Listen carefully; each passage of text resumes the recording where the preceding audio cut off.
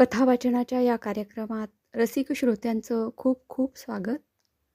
आज आपण जयवंत दळवी यांच्या 16 या कथासंग्रहातील संध्याकाळच्या सावल्या ही कथा वाचणार आहोत. चला तर मंडळी, सुरुवात करूया. संध्याकाळच्या सावल्या. विलासरावांचं हे नेहमीचंच. दुपारी 2:30-3 वाजल्यापासून ते अस्वस्थ असतात. परत परत घड्याळाकडे बघत असतात. त्यांना वाटतं घड्याळ मंद चालतंय. त्यांना दुपारी जेवण झाल्यावर झोप येत नाही. आलीच तर मग रात्र जागून काढावी लागते. म्हणून ते दुपारची झोप टाळतातच. कॉटवर आडवे पडत नाहीत. आराम खुर्चीत बसून काहीतरी वाचतात. कधी कधी गालिच्याचा हातभर लांबी रुंदीचा तुकडा जमिनीवर टाकतात. त्यावर पद्मासन घालून स्थिर बसतात. एकाग्रतेसाठी ध्यानधारणा करतात. मन स्थिर, वृत्ती समतोल करतात.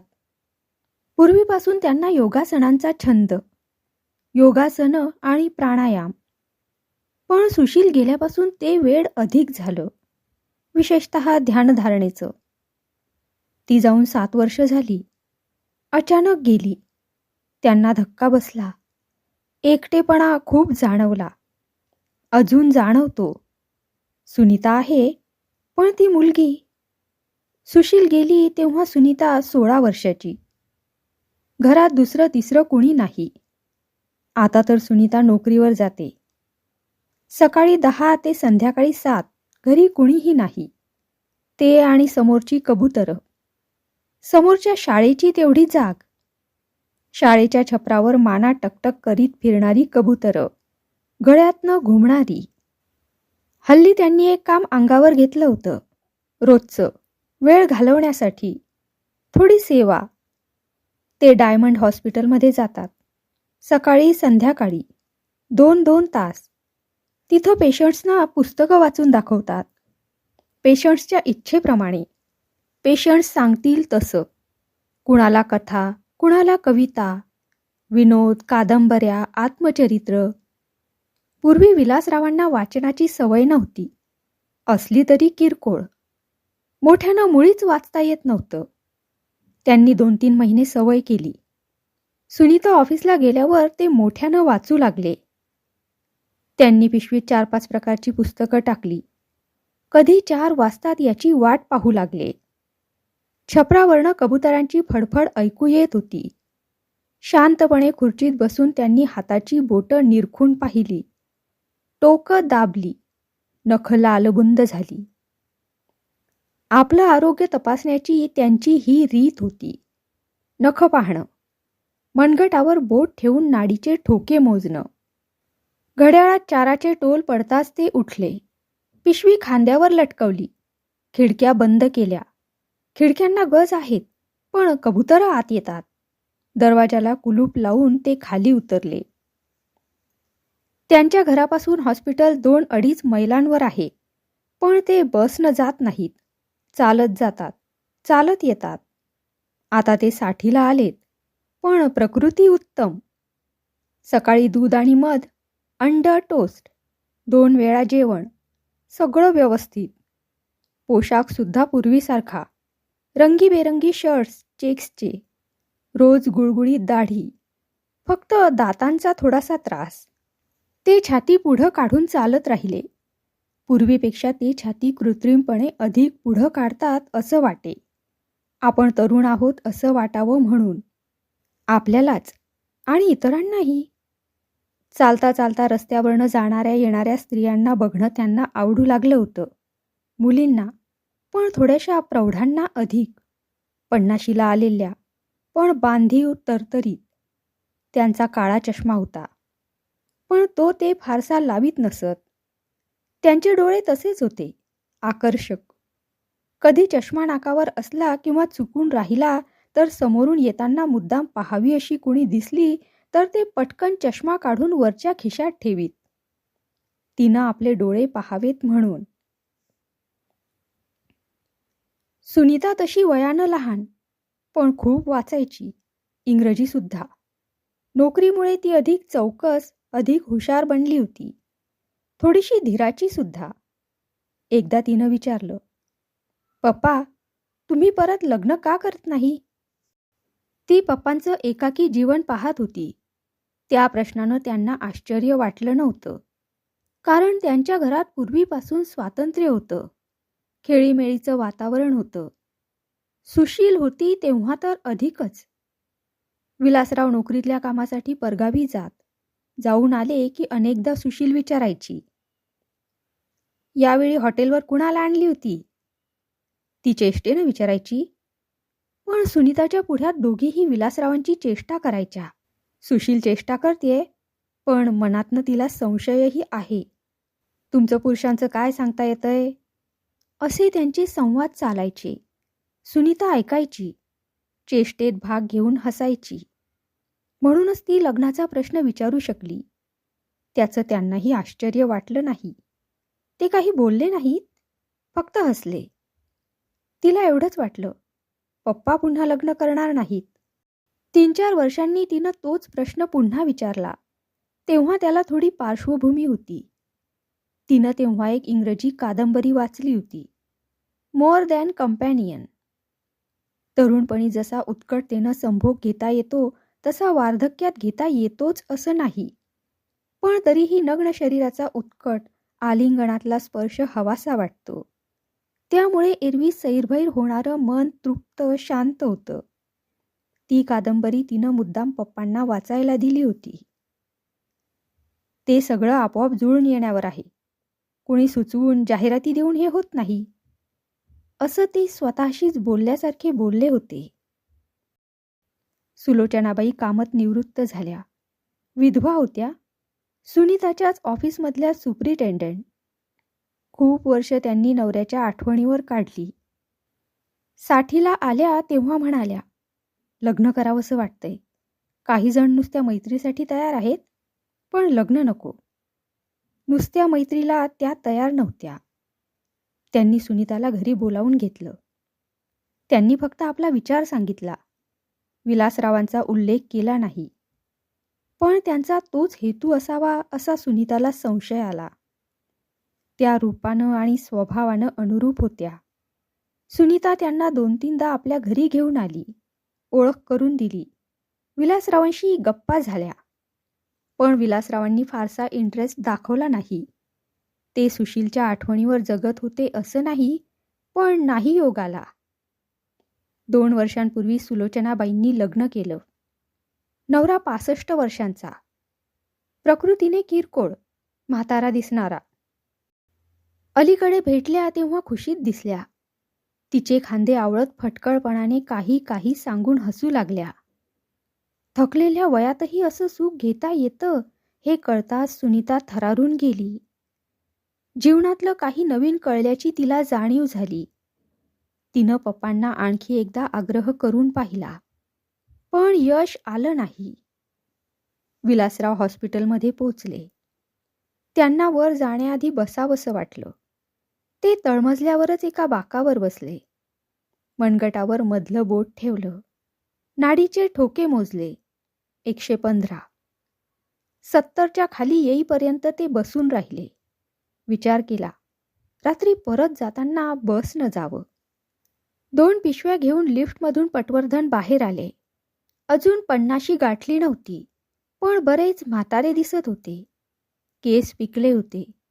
काळजीनं असावेत. पाठोपाठ चाकांच्या खुर्चीतून चित्राबाई. त्यांना डिस्चार्ज मिळाला होता. 303 नंबर. विनोदी कथांची आवड. बटाट्याची चाळ वाचली तेव्हा वेदना विसरून खदाखदा हसली. शेवटल्या चिंतनाच्या वेळी गंभीर. विलासरावांची पत्नी गेली आहे असं त्यांनी पहिल्या दिवशी सांगितलं तेव्हाही तशीच गंभीर. मग 7-8 दिवसांनी तिनं त्यांच्या बायकोची चौकशी केली. त्यांनी काही आठवणी सांगितल्या. एकदम तिच्या डोळ्यातून जड जड थेंब शिसं वितळून पडावेत तसे पडले. त्यांना आश्चर्य वाटलं. ते म्हणाले, असू दे, आपण वाचन सुरू करू. त्यांनी वाचन सुरू केलं, पण त्या दिवशी ती रमली नाही. विलासरावांना बघून पटवर्धन थांबले. पाठोपाठ वॉर्ड बॉयने खुर्ची थांबवली. निघालात? अचानक? विलासरावांनी विचारलं. हॉस्पिटलमध्ये गर्दी वाढली आहे एकदम. डॉक्टर म्हणाले, घरी जा, 4-4 दिवसांनी ड्रेसिंगला या. पटवर्धन ओठ आवळून विचित्रसे हसले. चित्राबाई सुद्धा. तिला सांगितलेलं नाही तिला कॅन्सर आहे म्हणून. कदाचित न सांगताही तिला ते माहीत असेल. वयानं 45 सुद्धा नसेल. घरी 2 लहान मुलं. विलासरावांनी उठून नमस्कार केला. म्हणाले, ओळख ठेवा. हसले. पटवर्धन हसले. हातातल्या पिशव्यांमुळे त्यांना नमस्कार करता आला नाही. थोडेसे वाकले. पुढं गेले. वॉर्डबॉयनं खुर्ची थोडीशी पुढं ढकलली. चित्रा काहीतरी बोलणार होती म्हणून त्याने खुर्ची थांबवली. तुम्ही वाचायला घरी येत नाही? नाही. का? वेळ मिळत नाही. त्यांना वेळ होता, पण कुणाच्या घरी जायचं नाही असा त्यांनी स्वतःपुरता नियम करून घेतला होता. डॉक्टर घाडग्यांनीही त्यांना पहिल्याच दिवशी सांगितलं होतं, कुणाच्या घरी जाऊ नका. सिक माइंड्स आर वीक माइंड्स. ती म्हणाली, तुमच्यामुळं इथलं वास्तव्य सुखात गेलं. कधी वाचलं नसतं ते कानावरून गेलं. तुमची कायम आठवण येत राहील. येते. तिनं एकदम हातांची हालचाल केली. तिला हस्तांदोलन करायचं होतं की नमस्कार? एकदम तिनं पदराचं टोक शोधलं. तोपर्यंत ती लालबुंद झाली आणि क्षणात तिच्या डोळ्यात शिस वितळली. हिमटी वाकडी झाली. चाकं चालू लागली. उतारावरून चाकं बाहेर जाईपर्यंत विलासराव तिला पाहत राहिले. ती डोळे पुसत होती. विलासरावांच्या मनात आलं, तुमची कायम आठवण येत राहील म्हणाली. किती दिवस जगणार आहे? त्यांनाही गदगदून आलं. ते पुन्हा थोडा वेळ बाकावर बसले. डोळे मिटून त्यांनी श्वासावर ध्यान ठेवलं. 54 श्वास मोजले आणि मग ते एकदम उठून उभे राहिले. खांदे मागे ओढून छाती पुढं काढली. जिने चढून पहिल्या मजल्यावर आले. डॉक्टर घाडग्यांचा निरोप होता, भेटून जा. ते डॉक्टर घाडग्यांच्या केबिनमध्ये गेले. डॉक्टर म्हणाले, विलासराव, स्पेशल रूममध्ये 101? हो, मिसेस डायस आहेत. त्यांना आजपासून 7-8 दिवस काहीतरी वाचून दाखवा. विलासराव त्यांना थांबवून म्हणाले, आज तरी मी इंग्लिश पुस्तक कसलंच आणलेलं नाही. ते हसले. म्हणाले, ती मराठीच आहे. Married to mister Dias. I see. पण एक लक्षात ठेवायचं, गेल्या महिन्यात she lost her husband and the only son. कशानं? Air crash while coming from Japan. एक लक्षात ठेवायचं, तिच्या मनावर थोडा परिणाम झालेला आहे. तोल जातो मध्येच लिंक तुटते. तेवढं जमवून घ्या. ती 7-8 दिवस इथं असेल. 101चा दरवाजा किलकिला उघडा होता. त्यांनी फटीतून आत पाहिलं. ती कॉटची दांडी धरून हळूहळू चालत होती. चालण्याचा सराव करीत होती. पाठमोरी दिसत होती. अंगानं स्थूल, खूप गोरी, पांढरी शुभ्र साडी, पदर पोटाशी खोवला होता. त्यांनी दरवाज्यावर टकटक केलं. येस? पाठमोराचा आवाज आला. ती अजून पाठमोरीच होती. विलासराव दार लोटून आत आले. थोडेसे गांगरले. खोलीत वेगळा वास आला. हॉस्पिटलमध्ये असा वास येत नाही. खोलीत काठोकाठ सुगंध भरून राहिला होता. त्यांनी चटकन नजर फिरवली. छोट्या पांढऱ्या कपाटावर परदेशी परफ्यूमच्या बाटल्या होत्या. सुगंधी स्प्रेच्या सुद्धा. डाव्या हाताने कॉटची दांडी धरून ती वळली. हॅलो. तिनं उजवा हात पुढं केला. त्यांना हे पेशंटकडून अपेक्षित नव्हतं. त्यांनी चटकन हात पुढं केला. हस्तांदोलन केलं. मी विलास फडके. हो, बसा. डॉक्टर म्हणाले होते. बोलता बोलता ती पुढं आली आणि कॉटला धरून बसली. तिला बसण्यासाठी आधार द्यावा असं त्यांना वाटलं, पण ते तसेच उभे राहिले. ती बसल्यावर समोरच्या खुर्चीत बसले. मी राधिका डायस, ती म्हणाली. हसली. तिचं हसणं पेशंटसारखं नव्हतं. तिच्या पावलाला बँडेज होतं तेवढंच.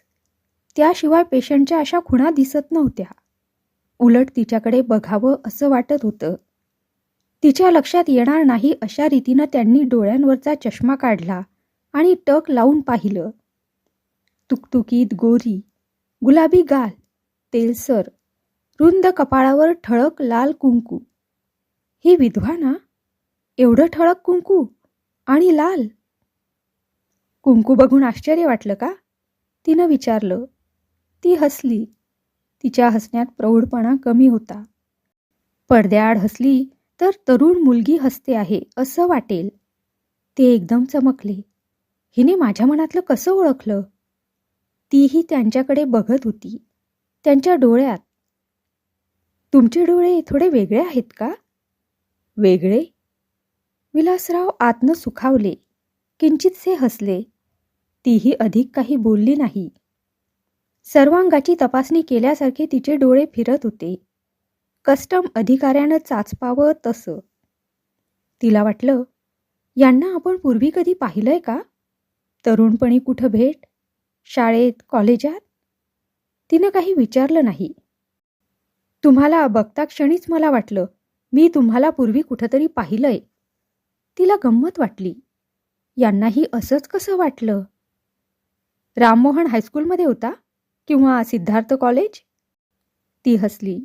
मान हलवीत म्हणाली, छे, मी मुंबईत नव्हतेच. माझं शिक्षण केरळात झालं. तिथंच मला जो भेटला. Jo? Joseph Dias, my husband. Oh, I am extremely sorry. Doctor घाडग्यांनी सांगितलं मला. मोठीच ट्रॅजेडी झाली. मीही गेले असते, पण याच ट्रीपच्या वेळी मी बरोबर गेले नव्हते. अदरवाईज प्रत्येक ट्रीपवर आय अकंपनी हिम. आणि एकुलता एक मुलगा? येस, माझा टॉम, स्वीट बॉय. एकदम तिचा चेहरा विचित्र झाला. दुःखी. तिच्या गोड आनंदी चेहऱ्यावर ते दुःख शोभत नव्हतं. काही चेहरे हसण्यासाठीच असतात. तसा तिचा चेहरा होता. ते थोडा वेळ गप्प राहिले. तिनं उशीखालनं चांदीची फ्रेम असलेला रंगीत फोटो काढला. फ्रेमच्या काचेवर टक्कन ओठ टेकले आणि फ्रेम समोरच्या ट्रॉलीवर ठेवली. विलासरावांनी फ्रेम हातात घेतली आणि ते फोटो पाहू लागले. तीही आपल्याकडे पाहते आहे का? की आपल्या दिशेने खिडकीच्या बाहेर? त्यांनी तिच्याकडे पाहिलं नाही. पाहायची इच्छा मात्र होती. फोटो अगदी अलीकडचा असावा. जपानला जातानाच एअरपोर्टवर काढला होता, ती म्हणाली. तिघांचा होता. जो केरळी असावा. स्मार्ट दिसला तरी खूप काळा होता. टॉमसुद्धा काळसर, बराच उंच पण हसरा. ती त्यांच्याकडे बघत होती. हा फोटो बघत असताना यांच्या मनात या क्षणी कुठला विचार असेल? जो माझ्या मनानं दिसण्यात थोडासा विजोड, पण त्याचा स्वभाव कसा कळेल फोटोवरून? He was a gem of a man. ते ऐकलं ना ऐकल्यासारखं. त्यांनी फ्रेम ट्रॉलीवर ठेवली. एक दीर्घ सुस्कारा सोडला. विचारलं, आपण सुरू करूया का वाचन? येस, ही तुम्ही एक मोठी सेवा करताय.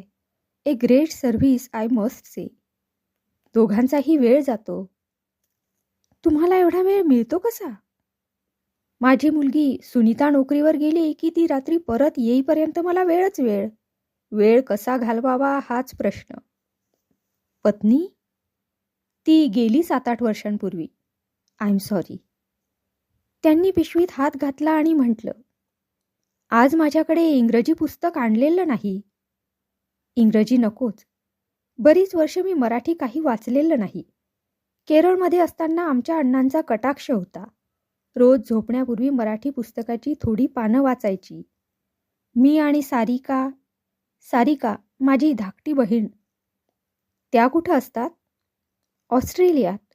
Married to an Australian. वाचू? वाचा. त्यांनी चष्मा नाकावर ठेवला आणि ते हलक्या पण खणखणीत आवाजात वाचू लागले. पहिल्या काही ओळी ऐकताच ती खुश झाली. वाचन असं हवं. तन्मयतेनं ऐकता ऐकता ती त्यांना बघत राहिली. यांचं वय काय असेल? तब्येत फार छान ठेवली आहे. विशेषतः नाक फुलवून दीर्घ श्वास घेतात तेव्हा. वाचता वाचता त्यांच्या मनात आलं, हिला सांगावं, आरामात पडा आणि ऐका. तिच्या अशा बघण्यामुळे त्यांना गांगरल्यासारखं वाटत होतं. तिनं भिंतीकडे उभी टेकून ठेवलेली उशी घेतली. डोक्याकडल्या उशीवर उंच ठेवली. आणि इफ यू डोंट माइंड असं म्हणत ती कॉटवर आडवी झाली. पोटावर हातांची घडी, छतावर दृष्टी. तासभर तरी ते वाचणार होते, पण तिच्या उघड्या पोटाकडे आणि उभार छातीकडे लक्ष जाऊ लागलं. वाचनात व्यत्यय येऊ लागला. तिला हे कळत असेल का? तिनं पोटाकडला पदर बाजूला करून ते अधिक उघडं का केलं? की मला तसं वाटलं? तुमची वेळ झाली की थांबवा, असं ती पटकन म्हणाली. त्यांनी पुस्तक मिटलं. म्हणाले, मी अर्धा तास वाचतो. एका पेशंटकडे पण आज माझा बोलण्यात बराच वेळ गेला. पण खूप खूप बरं वाटलं. अलोननेसचा त्रास होतो. I had never experience this sort of aloneness. सतत मी जो बरोबर असायची. टॉम एकटा असायचा, त्रिवेंद्रमला, पुण्याला. ते काय करत होते?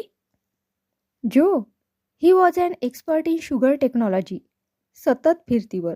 Madras, Delhi, London, Chicago, Tokyo. माझा संसार विमानात आणि हॉटेलात. ती हसली.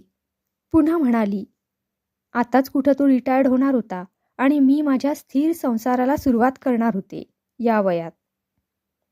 या वयात? हिला विचारावं का हिचं वय काय ते? त्यांनी विचारलं नाही. त्यांनी पिशवी खांद्यावर अडकवली आणि ते उठले. जवळ जाऊन बाय बाय म्हणताना हस्तांदोलन करावं का? Bye bye, hope to see you. जणू ती विमानात चढत होती. बाय. ते वळले. खोलीबाहेर आले. ती वळून माझ्याकडे बघते आहे का? त्यांनी दरवाजा ओढण्याच्या निमित्तानं वळून पाहिलं. ती तशीच उताणी झोपली होती. पोटावर हातांची घडी. डोळे मात्र मिटलेले. ते रस्त्यावर आले तेव्हा त्यांना परीक्षेच्या हॉलमधून बाहेर पडल्यासारखं वाटलं. त्यांनी अनेक पेशंट्सना वाचून दाखवलं, पण आजचा अनुभव वेगळा होता. बसने विलासराव घरी आले. त्यांनी बेल वाजवली. सुनीताने दरवाजा उघडला आणि विचारलं, आज किल्ली नेली नव्हती? किल्ली नेल्याशिवाय का मी कुलूप घातलं? नेहमी तुम्ही बेल वाजवत नाही, किल्ली लावून दरवाजा उघडता. ती खुदकन हसली. त्यांनी एकदम मान वळवून तिच्याकडे पाहिलं. ही मुद्दाम हसली का? हिला सांगावं का राधिकेसंबंधी वर्णन करून? आज चित्रा पटवर्धन गेली. गेली? गेली म्हणजे घरी गेली. तिला लवकर पाठवली. का? हॉस्पिटलमध्ये पेशंट्सची गर्दी झाली आहे म्हणून. तिच्यावर ट्रीटमेंट करण्यात अर्थ नाही असं वाटलं असणार डॉक्टरांना. त्यांना सुनीताच्या हुशारीचं कौतुक वाटलं. ही गोष्ट त्यांच्या लक्षात आली नव्हती. ही गोष्ट चित्राच्या लक्षात आली असेल का? म्हणूनच ती रडली असेल का? जाताना मला नमस्कार करीत ती रडली. आई गेली असं तुम्ही तिला सांगितलं तेव्हासुद्धा ती रडली होती, नाही? हो. काही जणी हायली इमोशनल असतात. आपली आई होती, नाही? फारच. सुनीता किचनमध्ये कामात होती. तरीही आज जाण्याऐवजी ती तिथंच उभी राहिली. तिला सुशील संबंधी काही बोलायचं होतं का एवढ्या वर्षानंतर? सुशील झोपेत गेली होती. झोपली ती उठलीच नाही. Heart fail. सुनीताला वाटलं तिनं रात्री झोपेच्या गोळ्या जास्त घेतल्या असाव्या. तो मेनोपॉजचा काळ होता. तिला खूप उदास, अस्थिर वाटत होतं. रडायची. झोपत नव्हती. सुनीताला वाटतं आपण म्हणजे तिने आणि पप्पांनी तिची काळजी घेतली नाही. विलासरावांना भीती वाटली. ते सगळं परत ऐकावं लागेल म्हणून थोडा वेळ का होईना मग अपराधाची भावना मनात निर्माण होते. ते म्हणाले, ती घरी बोलावीत होती. कोण? चित्रा पटवर्धन, रोज वाचायला. जायचं पप्पा? मी कोणाच्या घरी जात नाही, विशेषतः स्त्री पेशंटच्या. आपले चांगले हेतू समाज लक्षात घेत नाही. हेल विथ द सोसायटी, असं ती फटकारल्यासारखी म्हणाली आणि आत गेली. विलासरावांनी हातपाय धुतले आणि खिडकीसमोर गालिच्याचा तुकडा टाकला. पद्मासन घातलं आणि ध्यानधारणा करण्यात मग्न झाले. डोळे मिटलेले, गुडघ्यावर उलटे हात, अंगठा आणि तर्जनी यांची टोकं जुळलेली. सुनीता जाग नाही म्हणून बाहेर आली. खिडकीकडे पुढा करून पप्पा ध्यानस्थ. आज सकाळी नाही केलं? तिनं विचारलं. हे सगळं ते पहाटे करीत होते. ते काही बोलले नाहीत. ते नेहमीप्रमाणे हॉस्पिटलमध्ये जात होते. सकाळी संध्याकाळी अनेकांना पुस्तकं वाचून दाखवित होते. फक्त संध्याकाळी शेवटला पेशंट राधिका डायस. घरी जाताना ती चव असावी म्हणून. सर्व पेशंट्सबद्दल ते सुनीताला काही ना काही सांगत असत. राधिकेबद्दल ते काही बोलले नव्हते. न बोलण्यात आपण अपराध करीत आहोत असं त्यांना वाटत होतं. बोलू की नको बोलू असं त्यांना रोज संध्याकाळी होत होतं. पण ते बोलत नव्हते हे खरं. घरी येऊन ते ध्यानस्थ बसत होते. सुनीतानं विचारलं तर थकवा येतो म्हणून ध्यानधारणा करतो असं सांगत होते. सुनीताला ते खरं वाटत होतं. मनात वयाचा विचार येत होता. 7व्या दिवशी विलासरावांनी 101चं दार लोटलं. त्यांना धक्का बसला. खोलीला एकदम वेगळा दर्प आला. हॉस्पिटलचा, नेहमीचा. कॉटवर राधिका नव्हती. दुसराच कुणीतरी काळासा मद्रासी पेशंट इंग्लिश पुस्तक वाचत पडला होता. त्यांनी दार उघडलं तरी त्याचं लक्ष नव्हतं. त्यांनी परत दार ओढून घेतलं. ते मागे वळले. नर्सकडे चौकशी केली. मिसेस डायस वेंट होम एवढंच त्यांना उत्तर मिळालं. मिसेस डायस लवकर का गेली? तिच्या घराचा पत्ता काय? त्यांनी चौकशी केली असती तर त्यांना कळलं असतं. पण त्यांनी चौकशी केली नाही. चौकशी करावी असं वाटलंही नाही. का करावी? आतापर्यंत कुणाचीच केली नव्हती. पण आत आत कुठंतरी ते खरचटले मात्र. कालच त्यांना ज्ञानेश्वरीच्या काही ओव्या वाचून दाखवल्या. केरळच्या घरात विजेचे दिवे होते. पण अण्णा संध्याकाळी समई लावून चौरंगावर ज्ञानेश्वरी ठेवून मोठ्याने वाचायचे. आई आजीसमोर बसून ऐकायच्या. कधी कधी राधिका, सारिका सुद्धा. त्यांना सर्व कुटुंबाला घेऊन आळंदीला जायचं होतं. आषाढीला पंढरीला जायचं होतं. पण त्यांना अचानक मृत्यूने गाठलं आणि सगळं तसंच राहिलं. ते कोसळले तेही ज्ञानेश्वरी वाचतानाच. एवढं सगळं सांगून तिनं ज्ञानेश्वरीचा 4था अध्याय वाचून घेतला. पण मी उद्या जाणार, ओळख ठेवा, एवढं सुद्धा तिनं सांगितलं नाही. चित्रा पटवर्धनसारखं तिला आजच जायला सांगितलं का? पेशंट्सची गर्दी वाढली म्हणून? डॉक्टर घाटग्यांना विचारून खात्री करून घ्यावी. कशासाठी? अनेकातली एक ती. वर जाऊन काशीकर, चव्हाण यांना वाचून दाखवायचं होतं. त्यांनी सांगितलेली पुस्तकं विलासरावांनी मुद्दाम मिळवून आणली होती. ते वर जाण्यासाठी लिफ्टसमोर थांबले. त्यांचं तोंड सुकत होतं. थोडा थकवा वाटत होता. वाटलं घरी जावं आणि विश्रांती घ्यावी किंवा ध्यानस्थ बसावं, चित्त एकाग्र करून. ते जिना उतरायला म्हणून वळले. 2 पायऱ्या उतरलेही. पण त्यांनाच काहीतरी वाटलं. हा माझा कमकुवतपणा आहे. मी माझं मनोबळ शाबूत ठेवलं पाहिजे. ते मागं वळले. लिफ्टसाठी थांबले नाहीत. खांदे मागं ओढले. छाती पुढं काढून टुणटुण पायऱ्या चढत दुसऱ्या मजल्यावर गेले. शेवटल्या 2-4 पायऱ्यावर ते थकले. दम लागला.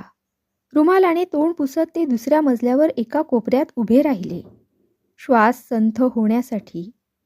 पिशवीतलं एक पुस्तक काढून उभ्या उभ्या वाचू लागले. ते वाचत नव्हते. पण आपण थकलो म्हणून उभे राहिलो हे त्यांना दाखवायचं नव्हतं. ते काशीकरांच्या कॉटसमोर उभे राहिले. काशीकर गाढ झोपले होते. त्यांना वाटलं चव्हाणांकडे जावं, मग परत काशीकरांकडे यावं. ते घसा खरवडून खोकले. म्हणजे काशीकर जागे असले तर त्यांना कळेल. काशीकरांनी एकदम डोळे उघडले. मान वळवून पाहिलं. ते खूप थकलेले दिसले. म्हणाले, आज नको, खूप उदास वाटतंय, लक्ष लागायचं नाही. ठीक, उद्या चव्हाणांकडे जातो. कळलं नाही? काय? चव्हाण गेले? कधी? दुपारी. घरी? काशीकर बोलले नाहीत. त्यांनी हाताचं बोट वर दाखवलं. विलासरावांना वाईट वाटलं. ते मागं फिरले. आणखी कुठल्या पेशंटकडे ते गेले नाहीत. सरळ खाली उतरले. घरी आले. सुनीता आली नव्हती. कुलूप उघडून आत येता 4-5 कबुतरं फडफडाट करीत खिडक्यातून पळाली. जाताना त्यांनी खिडक्या बंद केल्या नव्हत्या. कपडे बदलून त्यांनी गॅलरीत चटई टाकली आणि शवासन करीत पडून राहिले. बराच वेळ. सुनीता कधी आली आणि स्वयंपाकाला लागली ते त्यांना कळलंही नाही. रात्री जेवणं झाली. सुनीता आपल्या खोलीत गेली नाही. हॉलमध्ये बसली. तिला पुन्हा एकदा तो विषय काढायचा होता. पप्पा, तुम्ही लग्न का करीत नाही? पण तिनं काही विचारलं नाही. कारण ते नेहमीसारखे आनंदी दिसत नव्हते. एवढंच म्हणाली, पप्पा, आज तुम्ही गप्प का? अगं, ते चव्हाण एकाएकी गेले. हार्ट पेशंट होते ते. त्यांना नटसम्राट वाचायचं होतं ना? ते पुस्तक आज घेऊन गेलो होतो. सुनीता उठून आत गेली. तिसऱ्या चौथ्या दिवशी दुपारी फोन वाजला. फोन मिसेस डायसचा होता. सुनीता घरी नसताना फोन आला. त्यामुळे त्यांना सुटल्यासारखं वाटलं. तिनं त्यांना संध्याकाळी घरी बोलावलं होतं. त्यांना सांगायचं होतं, पुस्तक वाचून दाखवायला मी कुणाच्या घरी जात नाही. पण त्यांनी तसं सांगितलं नाही. तिनं फोनवर पत्ता सांगितला. तो लिहून घेताना त्यांनी पुन्हा पुन्हा विचार केला. मग ठरवलं, हे तिला घरी सांगायचं. तिला वाईट वाटायला नको म्हणून. आजचा दिवस ज्ञानेश्वरीचा एखादा अध्याय वाचायचा, पण पुन्हा मात्र नाही. आज हॉस्पिटलमध्ये जाताना त्यांनी पिशवीत ज्ञानेश्वरी टाकली, आणखी 2 पुस्तकं आणि ओ.दी. कोलनची बाटली. परदेशी. हॉस्पिटलमध्ये 2-3 पेशंट्सना त्यांनी पुस्तकं वाचून दाखवली, पण त्यात त्यांना नेहमीसारखा रस वाटला नाही. 7 वाजताच ते खाली आले आणि त्यांनी टॅक्सी घेतली. टॅक्सीतच त्यांनी ओ.दी. कोलन हातावर शिंपडलं आणि तोंडावर, नाकावर आणि ओठावर पुसलं. त्यांनाच खूपसं प्रसन्न वाटलं. नोकरानं दरवाजा उघडला. हिंदी चित्रपटातलं घर त्यांच्या नजरेसमोर आलं. प्रशस्त मोठा हॉल. त्यात एका कोपऱ्यात पडल्यासारखी राधिका डायस कोचाच्या कोपऱ्यात बसली होती. नखावर नेल पॉलिश लावीत होती. विलासरावांना बघताच, ओ वेलकम वेलकम असं म्हणत ती उठली. पायाच्या कोटेवर भार देत घाईघाईने पुढं आली. त्यांच्याशी हस्तांदोलन केलं. तिनं आपला हात अधिक जोरानं दाबला असा त्यांना भास झाला. हॉस्पिटलमध्ये असं वाटलं नव्हतं. आज ती खूप आनंदीही दिसत होती. ती म्हणाली, येताना सुनीताला बरोबर आणा असं फोनवर सांगायला मी विसरले. म्हणजे फोन करण्याआधी मी ते सांगण्याचं पक्क ठरवलं होतं. अशी माझी हल्ली लिंक तुटते. मला सुनीताला बघायची होती. विलासराव कोचावर बसले. त्यांची अपेक्षा नव्हती. ती त्यांच्या शेजारी बसली. म्हणाली, सुनीता तुमच्यासारखीच आहे का? देखणी आणि वेल बिल्ट? विलासराव नुसतेच हसले, सुखासीनपणे. फ्लॅट तुमचा फार मोठा आहे. आता माझा स्थिरसा संसार सुरू होणार होता म्हणून घेतला होता. टॉमचंही लग्न करायचं होतं. विलासरावांनी सभोवार नजर फिरवली. बाजूला बार होता, छोटासा. तिथंच एक छोटं टेबल, 2 वेगळ्या खेळण्यात शोभतील अशा खुर्च्या. टेबलावर 2 सुंदर ग्लास उपडे घातले होते. तिचं बोलणं खूप घळघळीत होतं आणि बोलता बोलता मांडीला हात लावण्याची, दंड हळूच दाबण्याची तिला सवय होती. कुणाशीही ती सहज फ्रेंडली होईल अशी. तिनं ज्ञानेश्वरी वाचण्याचा विषय काढला नाही. त्यांनीही मुद्दाम आठवण केली नाही. लिंक तुटली असेल. पण तिच्या बोलण्याला दिशा नव्हती. तिच्या नवऱ्याबरोबरच्या फिरतीतल्या, परदेशातल्या कितीतरी आठवणी सांगत होती. मोठ्याने हसताना त्यांचा दंड धरीत होती. मनगटावर चापटी मारीत होती. खूप जुना मित्र खूप वर्षांनी अचानक भेटावा तशी ती बोलत होती. तेवढ्यात आतून नोकर आला. त्याच्या हातात पिशवीची घडी होती. ती हातात आवळत तो उभा राहिला. त्याला बघताच ती म्हणाली, फडके साहेब, तुम्ही स्कॉच घेता ना? कधी कधी. Very good. रात्री जेवून जाल? नको, सुनीतानं जेवण केलेलं असणार. ओके. ती नोकराला म्हणाली, तू जा, थोडा उशिरा आलास तरी चालेल. तो निघून गेला. ती असं का म्हणाली, उशिरा आलास तरी चालेल? बऱ्याच वर्षांनी विलासरावांच्या शरीरात सानिध्याची जाग आली. त्यांना वाटलं, बोलता बोलता विचारावं, तुम्ही आकर्षक दिसता, प्रकृती उत्तम आहे. You should marry again. त्यांची छाती धडधडली. Come on Phadke saheb, we will have a couple of drinks. ती उठली. तिनं त्यांचा दंड धरला. बारच्या बाजूला छोट्या खुर्चीत बसवलं. खुर्च्या छान आहेत या. जोचं सिलेक्शन. त्याला असलं जगावेगळं काहीतरी जमवायचा छंद. तिनं टेबलावरचे ग्लास सुलटे केले. स्कॉच व्हिस्कीनं भरले आणि आत गेली. त्यांना आपला ग्लास जवळ ओढावासा वाटलं. ते खूप वर्षांनी पिणार होते. स्कॉच तर खूपच वर्षांनी. नोकरीत असताना योग यायचा. ते घरी कधी पित नसत. सुशीलला आवडत नसे. त्यांनी काहीशा उतावीळपणे एक ग्लास जवळ ओढण्यासाठी हाताची चुळबुळ केली. बाहेर येता येता तिनं पाहिलं. थांबा हं, तुमचा ग्लास भरते. अशी माझी लिंक तुटते. असं म्हणत तिनं तिसरा ग्लास भरला आणि तो त्यांच्या हाती दिला. चिअर्स. दोघांनीही ग्लासांची किणकिण केली आणि मद्याचा थर ओठात घेतला. तो मद्यानं भरलेला तिसरा ग्लास तिथंच होता. तो कुणाचा? विलासराव एकसारखे त्याच ग्लासकडे बघत राहिले. कुणी येणार आहे? त्यांनी विचारलं. का? तो तिसरा ग्लास? तो तिसरा नाही, पहिला, माझ्या जोचा. त्यांना काही कळलं नाही, पण ते गप्प राहिले. मी परत आले म्हणजे आपण परत भेटू. सुनीताला आणा. तुम्ही आता कुठं जाताय? त्यांच्या काळजाचा ठोका चुकला. ऑस्ट्रेलियाला. अजून मला तोल गेल्यासारखं वाटतं. लिंक तुटते. जोच्या टॉमच्या शॉकमधनं मी रिकव्हर झालेली नाही. कधी जाताय? उद्या. येणार कधी? बघू. कदाचित येणारही नाही. का? त्यांनी बर्फाचा आवाज करीत एकदम उरलेला ग्लास तोंडात ओतला.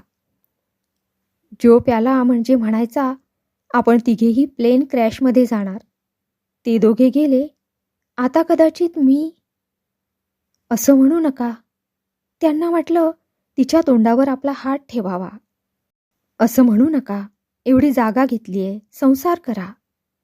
त्यांना वाटलं ती गदगदेल, पण ती हसली. तिने आपला ग्लास तोंडात ओतला. त्यांचा ग्लास परत भरला. आपला भरला नाही. What about you? मला जोचा आहे. Be always use to exchange. ते मंद प्रकाशात तिच्या चेहऱ्याकडे बघत राहिले. तिचा चेहरा चांगलाच लाल आणि तुकतुकीत दिसत होता. मांसल हात टेबलवर होता. त्या हातावर हात ठेवावा असं त्यांना वाटलं. त्या हाताकडे बघत ती किंचित हसली. आपलाच हात त्या हातावर फिरवीत म्हणाली, मला वजन कमी करायला सांगितलंय.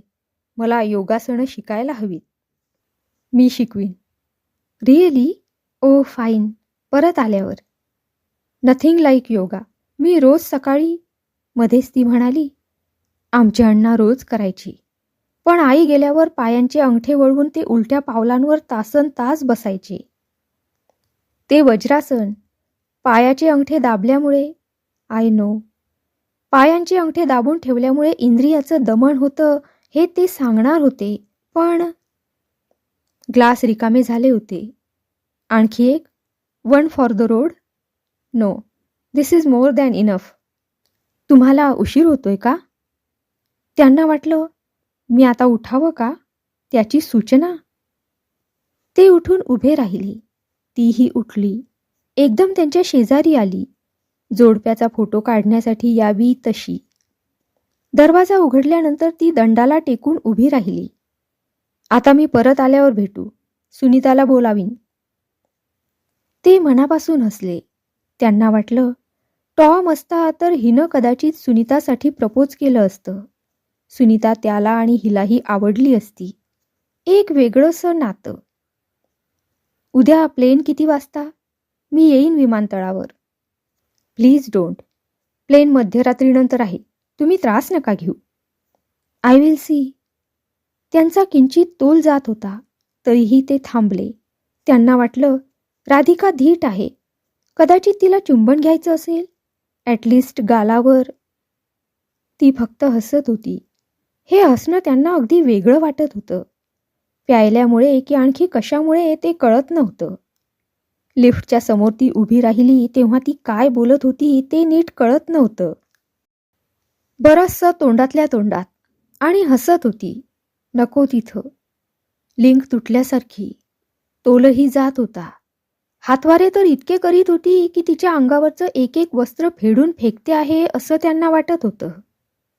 लिफ्टच्या दिव्याचा प्रकाश तिच्या गोऱ्या अंगावर पडला तेव्हा तर ती पूर्ण नग्न आहे असं त्यांना वाटलं. शुभ्र काचेची हंडी आतून पेटावी तशी ती दिसली. तोल जाता जाता तिनं त्यांचा दंड धरला आणि ती त्यांना धरून लिफ्टमध्ये शिरली. त्यांना वाटलं वाटेत लिफ्ट बंद पडावी. लिफ्ट खाली उतरता उतरता ती म्हणाली, मी तुम्हाला हॉस्पिटलमध्ये प्रथम पाहिलं तेव्हा मला वाटलं आपण पूर्वी कुठंतरी भेटलो होतो. पण आत्ता लक्षात आलं, वयात येता येता एखादा अदृश्य नायक आपल्या मनात असतो ना, सोबतीला, त्याच्याशी तुमचं खूपच साम्य आहे. एकदम धक्का बसला. लिफ्ट तळमजल्यावर आपटून टेकली. ते बाहेर पडले. ते रस्त्यात अदृश्य होईपर्यंत ती आपला मांसल हात हलवीत होती. तिच्या अंगावर काहीच नव्हतं. खूप विलोभनीय दिसत होती. दुसऱ्या दिवशी मध्यरात्री ते विमानतळावर गेले. त्यांनी तिच्या 2 बॅगा उचलल्या. तिला आनंद झाला. तिच्यासाठी आणखी कुणीच आलं नव्हतं. सिक्युरिटी चेकमध्ये जाताना ती वळली. हातातल्या बॅगा खाली ठेवल्या. पुढं आली. ते हस्तांदोलनासाठी हात पुढं करणार तोच तिने दोन्ही हातांचा विळखा त्यांच्या गळ्यात टाकला आणि एकदम ओठ टेकले. गालावर की ओठांच्या कोपऱ्यात ते त्यांना कळलंच नाही. त्यांना आनंद वाटला एका गोष्टीचा. त्यांनी गालावर, ओठांवर कोलनचा फवारा मारला होता. दुसऱ्या दिवशी विलासराव रात्री हॉस्पिटलमधून घरी आले. पिशवीतली च्यवनप्राशची मोठी बाटली टेबलावर ठेवली.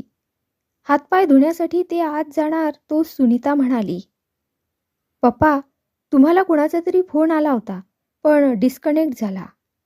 कुठून? ते गप्प झाले. त्यांना वाटलं ऑस्ट्रेलियातून. ते खूप धुंदीत होते. दाढी करताना बराच वेळ आरशात आपलं रूप न्याहाळीत होते. मग काही दिवस गेले, महिने गेले, 2 वर्ष लोटली. राधिकेचा फोन नाही, पत्रही नाही. मनात अशुभ विचार आला.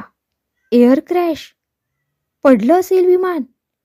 पडलं तर कळणार नाही का वर्तमानपत्रातून? जपानचं विमान पडलं आणि जो गेला, टॉम गेला, ते कुठे कळलं होतं? ते 3-4 वेळा राधिकेच्या घरी जाऊन आले. घराला कुलूप होतं. प्रथम फोन नुसता वाजायचा, आता वाजत नाही. रोज ते हॉस्पिटलमध्ये जातात. आता अधिक तास वाचतात. सकाळी आणि रात्री ते तास तास वज्रासनात बसतात, शांत, डोळे मिटून. सुनीता कधीतरी विचारते, पप्पा, पायाचे अंगठे मोडून एवढा वेळ इथे बसता, अंगठे दुखत नाहीत? ते काही बोलत नाहीत, ध्यानस्थ होतात.